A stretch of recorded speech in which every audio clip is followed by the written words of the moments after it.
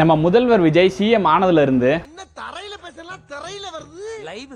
அப்படிங்கிற மாதிரி அவரோட படத்துல நடிச்ச சீன் அவரே ரீக்ரியேட் பண்ண மாதிரி நடந்த 3 மொமெண்ட்ஸ் என்னங்கிறத பார்க்கலாம். ஃபர்ஸ்ட் ஒன், ஆட்சி அமைச்ச முதல் நடவடிக்கையா போதைப் பொருட்கள் எல்லாத்தையுமே அப்புறப்படுத்தணும் அவர் போட்ட உத்தரவுல போலீஸ் டிபார்ட்மெண்ட் நடத்தின ரைடுல டன் கணக்கில் போதைப் பொருட்களை கண்டுபிடிக்கப்பட்டு அதுல தீ வச்சு எரிக்கப்பட்ட அந்த ஒரு விஷயங்கள்லாம் பாக்குறப்போ மாஸ்டர் படத்துல வர வாத்தி ரைடு சாங்ல வர சீன் மாதிரியே இருந்துச்சு.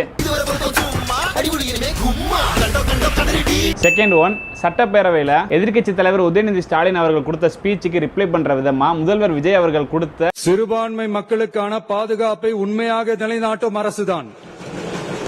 சர்க்கார் படத்துல ஆக்டர் ராதா ரவி கூட வர்ற சீன்ல விஜய் அவர்கள் ஒரு மாஸ் ரிப்ளை கொடுப்பாரு, அதை பாக்குற மாதிரியே இருந்துச்சு. ரொம்ப தப்பு. நமக்குள்ள பொதுவா இருக்கிறது மக்கள், பீப்புள் சப்போர்ட்.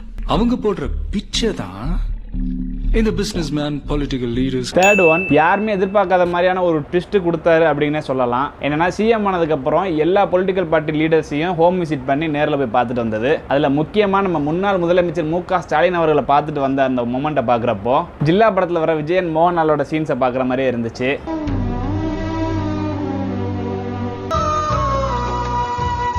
என்னோட பாயிண்ட் ஆஃப் வியூல சொன்னேன், உங்களுக்கு என்ன தோணுதுங்கிறத கமெண்ட் பண்ணுங்க.